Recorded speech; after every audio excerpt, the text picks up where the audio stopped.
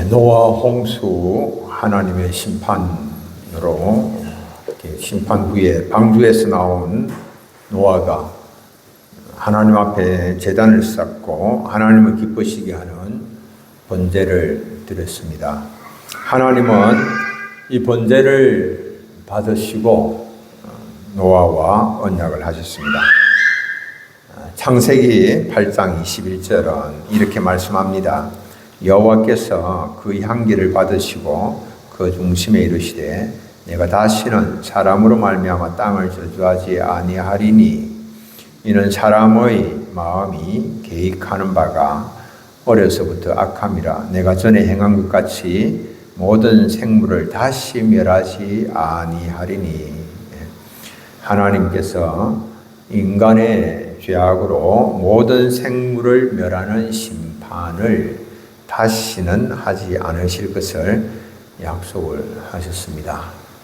노아가 이 언약을 받은 후에도 처음에 제단을 쌓고 하나님 앞에서 번제를 드렸던 그런 마음으로 집이 살 그런 거처가 없더라도 하나님 앞에 번제를 제단을 쌓고 번제를 드리는 그런 마음으로 계속해서 살았더라면 얼마나 좋았을까라고 하는 그런 생각이 있습니다.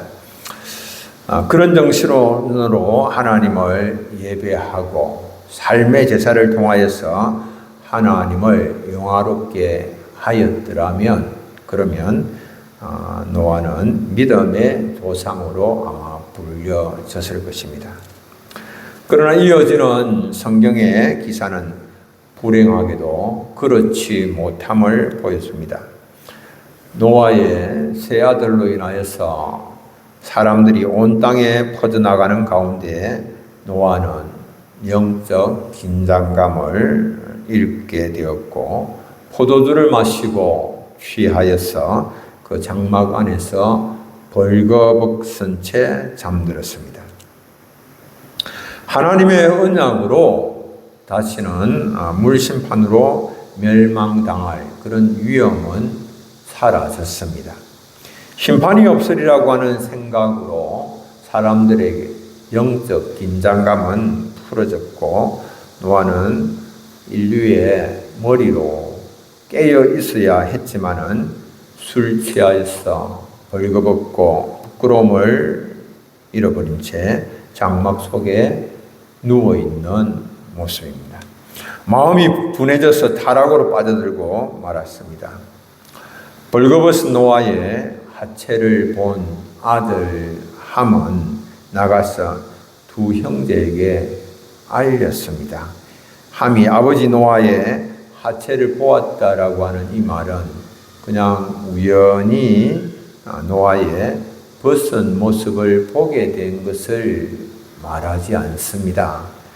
그 말은 벌거벗은 하체를 노아의 아버지의 벌거벗은 하체를 응시를 하고 악의적으로 비웃었다라고 하는 말입니다. 함은 아들로서 아버지의 부끄러움과 수치를 가리는 대신에 자신이 본 것을 이야기하고 퍼뜨렸습니다. 그러나 그 이야기를 들은 셈과 야벳은 뒷걸음쳐 들어가서 옷을 가져다가 아버지의 하체를 덮었습니다. 노아가 술이 깨어서 작은 아들 함이 자기에게 행한 일을 알고는 함을 저주를 합니다. 가나안은 저주를 받아 그의 형제의 종들의 종이 되기를 원하노라고 저주를 했습니다. 저주 사건의 발단은 노아 자신의 실수에서 비롯된 것입니다. 술 취하여서 벌거벗은 것은 인류의 머리로서 합당치 못한 그런 모습이지요. 실수였지요. 아들 함은 그 실수로 드러난 수치를 가리는 것이 아니라 다 까발리고 그리고 드러내고 다녔습니다.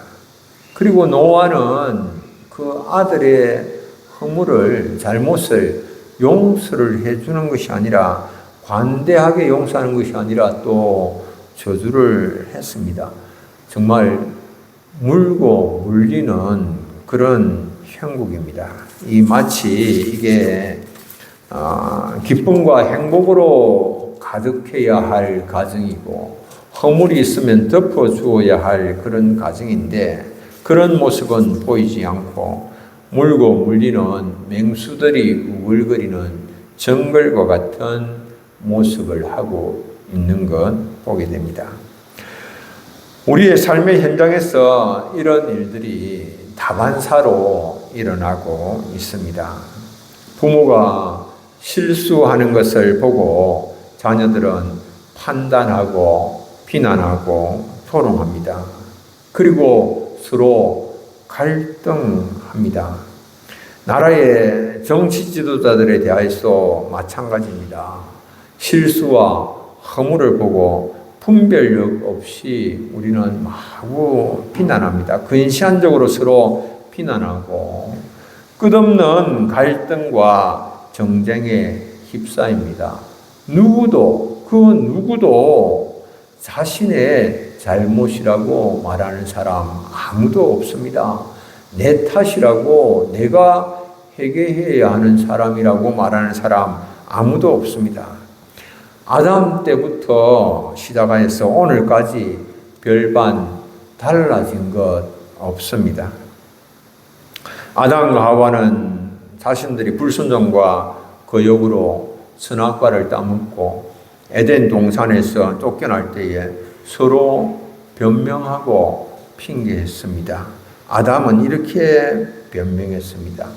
하나님이 내게 주신 하와가 내게 줌으로 먹었습니다.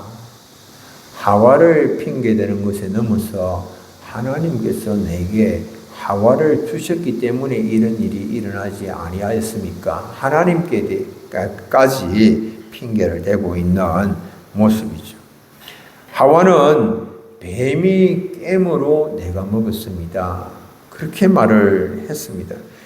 회개하거나 돌이키는 모습은 그 어디에서도 찾아볼 수가 없습니다. 변명과 핑계로 일관합니다. 노아는 술 취함과 쾌락의 유혹을 받아서 스스로 무너졌습니다. 누가 유혹하거나 누가 강제한 것 아무도 없습니다. 그러나 자신의 허물과 죄를 회개하거나 고백하지 아니하였습니다. 함도 역시 마찬가지입니다. 아버지 노아의 분노 앞에서 자신이 함부로 분별 없이 그런 모든 부끄러움과 수치를 드러낸 것, 덮지 못하고 드러낸 것을 그는 회개하지 아니하였습니다. 정말 그 누구도 주님 밖에서는 소망이 없습니다. 누가 그 자리에 갔다 하더라도 있었다 하더라도 다 마찬가지입니다. 아담이니까 그랬을 것이고 노아니까 그랬을 것이고 함이니까 그랬을 것이고 그러나 나는 그렇지 않을 것이다. 아니요. 누가 그 자리에 있었다 하더라도 별반 다를 것이 없습니다. 왜? 우리 속에 선한 것 아무것도 없기 때문에 그렇습니다. 우리 가운데 어를 행하는데 능력 있는 사람 아무도 없습니다. 모두가 무능력한 자들입니다. 오직 주님 안에서만 소망을 가질 수가 있습니다. 우리 모두는 주의 은혜 아니면 그 어떤 소망도 가질 수가 없습니다. 주님께서 우리 가운데 오늘도 임하셔서 우리의 마음을 만져주시고 우리의 마음을 부드럽게 해주시고 겸손한 심령 주시고 회개하는 마음으로 우리를 만지셔서 바꾸어 주셔야 가능한 일입니다. 우리가 이것이 우리의 기도 제목 잘 되어야 됩니다. 하나님, 우리는 가만히 버려두면 아무런 소망이 없는 자들입니다. 주님, 내게 오셔서 내 마음을 만져주시고 부드럽게 하시고 겸손하게 하시고 늘 회개하는 심령 갖게 하옵소서. 기도의 제목입니다. 노아는 술이 깨어서 함이 자신에게 행한 일을 알고는 저주를 합니다. 창세기 9장 25절 이렇게 저주합니다. 이에 이르되 가나안은 저주를 받아 그의 형제의 종들의 종이 되기를 원하노라. 그렇게 저주를 했습니다. 조금 이상하지요. 함이 아버지의 부끄러움과 수치를 가리지 않고 드러내고 다 까발렸는데 그 저주는 가나안이 지금 저주를 받습니다. 가나안이 저주를 받아서 그 형제의 종들의 종이 되기를 원하노라. 그런데 이 가나안은 누구냐 그러면 가나안은 함의 네 아들 가운데서 막내 아들입니다. 함의 아들은 구스와 미스라임과 북과 가나안입니다. 함의 네 아들 가운데 막내 아들입니다. 그런데 이 저주가 가나안에만 국한된 것은 아닙니다. 함의 다른 모든 자녀들도 다 거기에는 포함이 됩니다. 함의 자손들에게는 셈과 야벳의 자손들에게 주어진 어떤 축복도 그들에게는 주어지지 않았습니다. 그런 점에서 그 함의 모든 자손들에게도 그렇게 저주가 주어졌다라고 하는 것입니다. 이 함의 다른 자녀들의 모습을 보면 노아의 저주가 가나안에게만 미친 것이 아님을 알 수가 있습니다. 함의 후손인 니므롯은 세상의 첫 용사였습니다. 창세기 10장 6절로 8절 이런 말씀이 있습니다. 함의 아들은 구스와 미스라임과 북과 가나안이요 구스의 아들은 스바와 하윌라와 삽다와 라마와 삽드가요 라마의 아들은 스바와 드단이며 구스가 또 니므롯을 낳았으니 그는 세상의 첫 용사라. 니므롯은 도시를 건설하고 바벨론 제국을 건설한 자입니다. 세상의 첫 용사로서. 또 다른 함의 아들 미스라임은 애굽인의 조상입니다. 그 당시에 세계적 대제국들입니다. 바벨론, 애굽.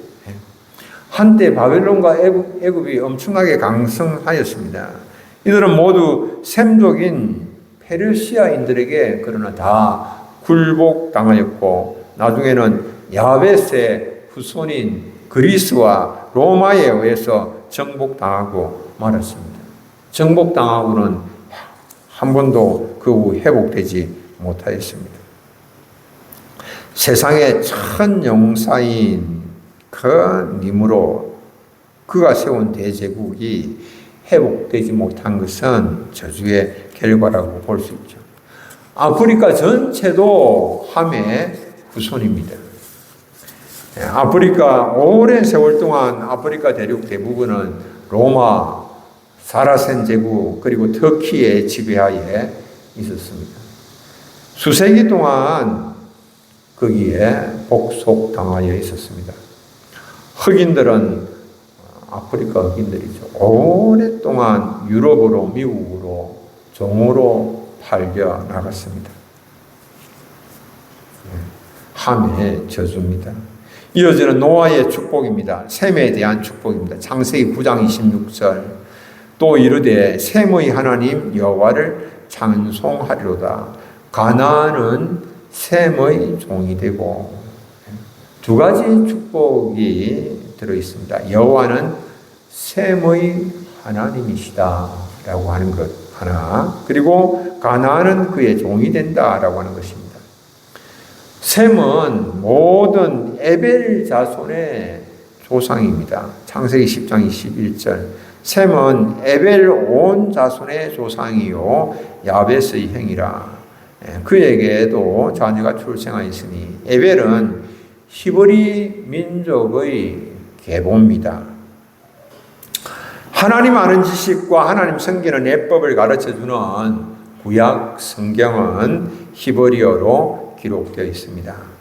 하나님은 이스라엘 중에 자손 중에 거하시고 그들의 하나님이 되실 것을 말씀하셨습니다. 출애굽기 19장 45절 내가 이스라엘 자손 중에 거하여 그들의 하나님이 되리니 히브리인의 하나님이 되신다라고 말씀을 하셨습니다. 가나안이 셈의 종이 될 것이라고 하는 이 말씀은 여호수아 시대에 성취가 되었습니다. 여호수아는 기본 주민들을 종으로 삼아서 나무를 패고 물깃는 자로 삼았고, 그리고 솔로몬 왕 때는 아모리 사람과 헷 사람과 브리스 사람과 히 사람과 여부스 사람들 다 가나안 거민들이죠. 이들을 노예로 역군으로 삼았습니다. 야벳에 대한 축복, 야벳에 대하여는 하나님께서 야벳을 창대케 하시고 이렇게 말씀하셨습니다. 셈의 장막에 거하게 될 것을 말씀을 하셨습니다. 창세기 9장 27절 하나님이 야벳을 창대하게 하사 셈의 장막에 거하게 하시고 가나안은 그의 종이 되게 하시기를 원하노라 하였더라. 셈의 장막에 거하게 된다라고 하는 것은 다른 말로 하면 셈의 장막에서 휴식처와 피난처를 얻게 될 것을 말씀을 한 것입니다. 이것은 어떻게 성취가 되었을까요? 예수 그리스도 안에서 성취가 되었죠. 예수 그리스도는 아브라함의 씨로 나셨습니다. 구세주 안에서 쉼과 회복을 누리게 되는 것입니다. 예수님은 구원이 유대인들에게서 난다 그렇게 말씀하셨습니다. 요한복음 4장 22절 너희는 알지 못하는 것을 예배하고 우리는 아는 것을 예배하노니 이는 구원이 유대인에게서 남이라.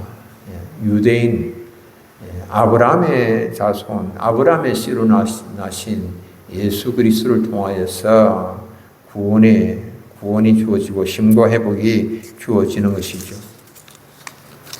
창대케 된 야벳의 후손들이 누구냐? 그리스인들이요, 로마인들이요.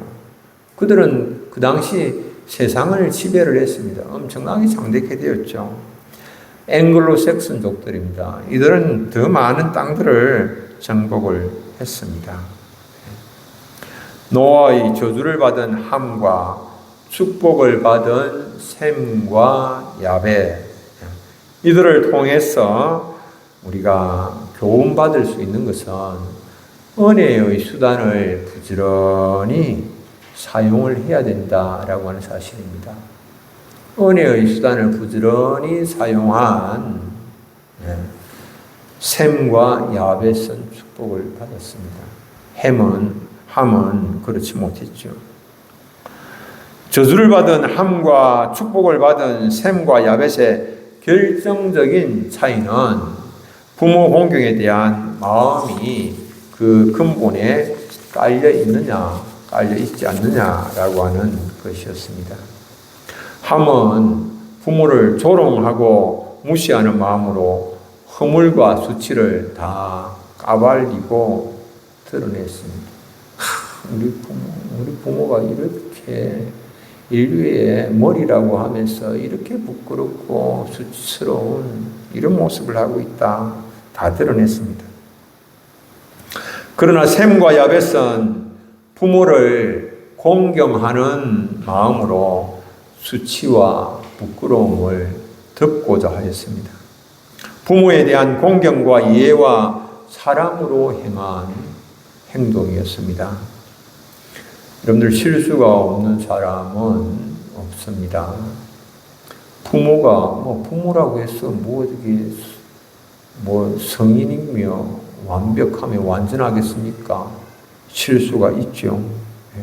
영적 지도자, 실수 없는 영적 지도자가 세상에 어디에 있겠습니까? 다 실수가 있죠. 세상의 지도자 다 누구든지 실수가 있고 허물이 있죠. 그럴 때 우리는 왜 이런 일이 발생하는지 좀 더 깊이 있게 살피고 회복의 길을 찾는 그런 분별력을 가져야 됩니다. 그때 그런 모습을 볼 때에 좀 더 깊이 생각하는 그런 분별력을 가져야 하는 것입니다. 회복시키며 돕기 위한 방법을 깊이 생각하면서 찾아야 됩니다. 함이 자신의 아버지 노아가 술 취하여서 벌거벗은 채 잠든 모습을 보고 어떻게 내가 아버지를 도울 수가 있을지, 어떻게 그 부끄러움과 수치를 덮을 수가 있을지 고민하면서 그 방법을 찾았어야만 했습니다. 분별력을 가질 때에 악한 것을 버리고 선한 것을 취할 수가 있습니다. 악의 길이 아니라, 함의 길이 아니라 셈과 야벳의 길을 걸어갈 수가 있는 것입니다. 분별력이 있어야만 합니다. 노아도 분별력을 가지고 아들을 저주하기보다는 어떻게 함의 잘못, 자신의 아들의 잘못을 바로잡을 수 있을까? 그것을 고민하고 생각을 했어야만 하는 것이죠. 이 저주의 고통이 자신에게 돌아오는 것이니 엄청난 것인데 어떻게 그렇게 함부로 저주를 할 수가 있는 일입니까? 오늘 우리 가운데 그 누구도 아버지의 수치를 드러내는 일을 고의로 행하고 있지는 아마 않을 겁니다. 가족의 부끄러움, 수치를 막 드러내려고 그렇게 하는 사람은 없을 것입니다. 그러나 우리들 가운데에서 우리 속에 있는 감추어져 있는 본성 가운데 일정 부분이 다른 사람의 잘못을 막 드러내는 것을 좋아합니다. 들쑤시고 드러내고 막 뒷담화하고 하는 이런 것을 우리가 좋아합니다. 분별력 없이 함부로 말하면 혼돈과 고통의 늪으로 상황을 몰아가는 그런 일들이 참 많습니다. 함부로 말하는 것이 자신의 온 인생과 자녀의 미래에 대하여서 저주하는 그런 행동이 있다라고 하는 사실을 우리는 잊어서는 안 됩니다. 뒷담화하는 것은 결코 가벼운 것이 아닙니다. 그것은 다른 사람의 목덜미를 물어뜯는 것입니다. 자신을 위험에 빠뜨리는 심각한 죄다라고 하는 사실을 기억을 해야 됩니다. 그것은 후손들의 삶에까지 부정적인 영향을 짙게 들이오는 것입니다. 그런 모습을 뒷담화하는 모습, 뒤에서 막 공격하는 모습을 보면서 자녀들이 자라난다면 그런 것을 그대로 자녀들도 답습하게 되는 것입니다. 그래서 믿음의 명문 가정이 아니라 함의 가정의 후손의 길, 함의 그 후손의 길을 걸어가게 되는 것입니다. 분별력을 가진 사람은 다른 사람이 넘어지는 모습을 볼 때에 자신을 점검하라고 하는 하나님의 사인으로 받아들입니다. 가려주고 덮어주고 이런 일들 우리가 마음에 품어야 됩니다. 까발리고 드러내기 좋아하는 분별력 없는 그런 모습이 아니라 우리는 함의 길이 아니라 셈과 야벳의 길을 걷게 하옵소서. 기도하는 가운데 하나님 분별력을 주셔서 우리도 함과 야벳의 길 행하게 하옵소서. 다른 사람들의 허물, 연약함, 부끄러움, 수치 내가 덮어주고 그들을 세워주는 삶을 살게 하옵소서. 기도해야 됩니다. 저주를 복으로 바꾸어 주시는 우리 주님 예수 그리스도이십니다. 노아의 저주는 예수 그리스도 안에서 다 제거됩니다. 오늘 노아가 이렇게 저주를 했기 때문에 어찌할 수가 없다. 그것이 아니죠. 노아의 저주는 예수 그리스도 안에서 다 제거됩니다. 메시아는 아브라함의 씨로 오셨습니다. 아브라함의 후손인 예수 그리스도로 말미암아 이 땅의 모든 민족은 복을 받게 되는 것입니다. 우리 주님 예수 그리스도는 모든 인생의 저주를 축복으로 바꾸어 주시는 분이십니다. 창세기 22장 18절 또 내 씨로 말미암아 천하 만민이 복을 받으리니 이는 내가 나의 말을 준행하였음이니라 하셨다 하니라. 내 씨가 아브라함의 씨가 예수 그리스도를 가리키는 것이죠. 예수 그리스도로 말미암아 천하 만민이 복을 받게 되는 것입니다. 저주를 받을 함의 자손이라고 할지라도 예수 그리스도를 영접하면 그 저주는 예수 그리스도 안에서 축복으로 바뀌어지는 것입니다. 그러나 노아의 축복을 받은 자라고 할지라도 예수 그리스도를 대적하는 자들은 하나님의 심판을 면할 수가 없습니다. 하나님은 예수 그리스도를 조롱하고 대적하는 자들을 결코 방관하시지 않습니다. 하나님은 자신을 보응하시는 분으로 소개를 하셨습니다. 아모스 3장 2절 내가 너희 모든 죄악을 너희에게 보응하리라. 너희 모든 죄악을 내가 보응하리라. 하나님 그렇게 말씀하셨습니다. 우리 얼마 전에 이제 파리 올림픽이 열렸고 이제 폐막을 앞두고 있는데 우리나라가 올림픽에서 예상외로 이제 좋은 성적을 거두고 있다. 그렇게 이야기하고 있습니다. 올림픽 개최 영상을 이렇게 제가 좀 시청을 했는데요. 이 개회식 영상 가운데에 이 프랑스가 이 최후의 만찬을 패러디한 영상물을 제작을 했습니다.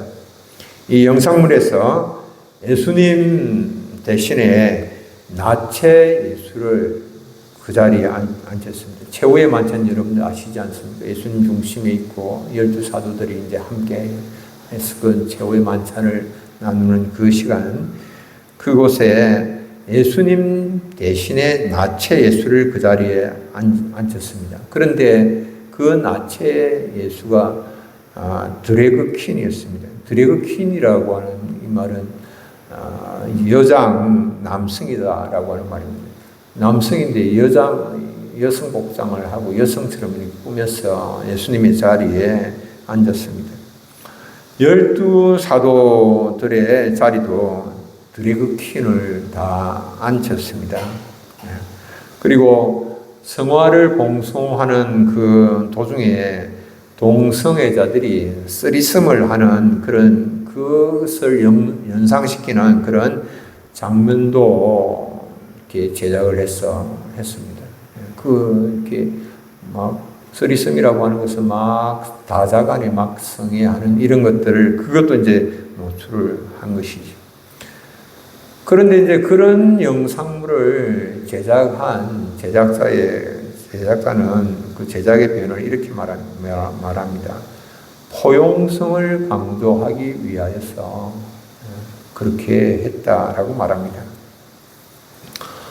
여러분들 포용성을 강조하기 위하여서 예수 그리스도를 조롱하는 자 축복에서 끊어질 수밖에 없죠.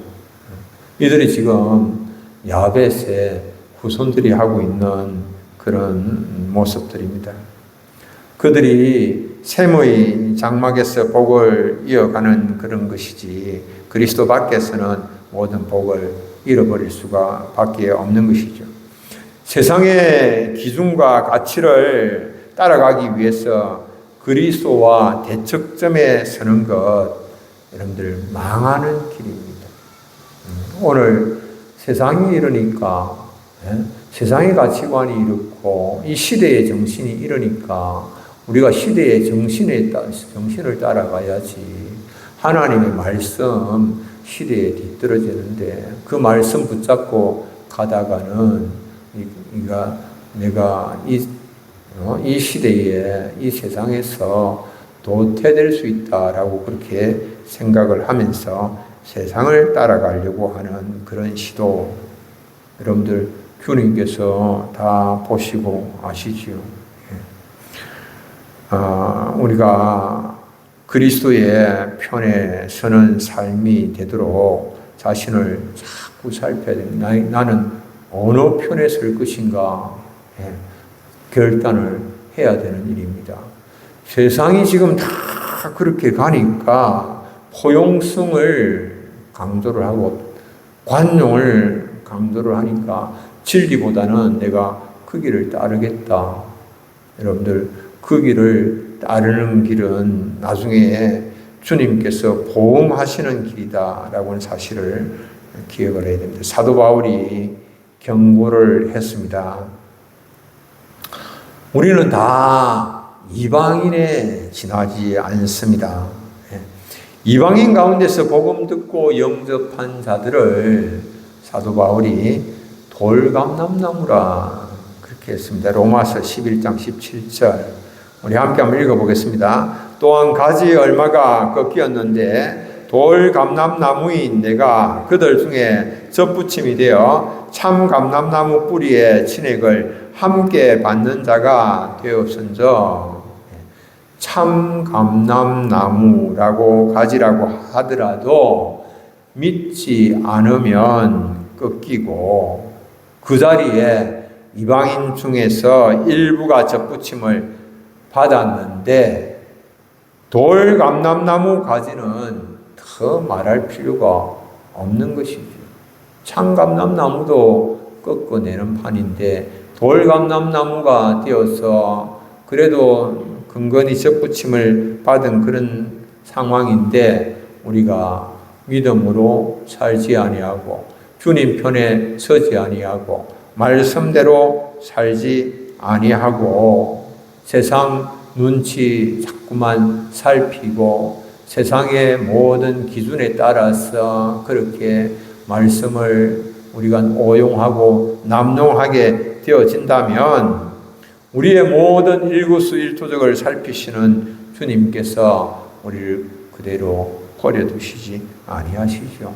그래서 우리를 감찰하시는 그 하나님 앞에서 두렵고 떨림의 마음으로 말씀 안에서 주님의 길, 십자가의 길 힘써 걸어가시는 우리 사랑하는 성도님들 다 되시기를 바랍니다. 우리 찬송 한 장 부르겠습니다. 찬송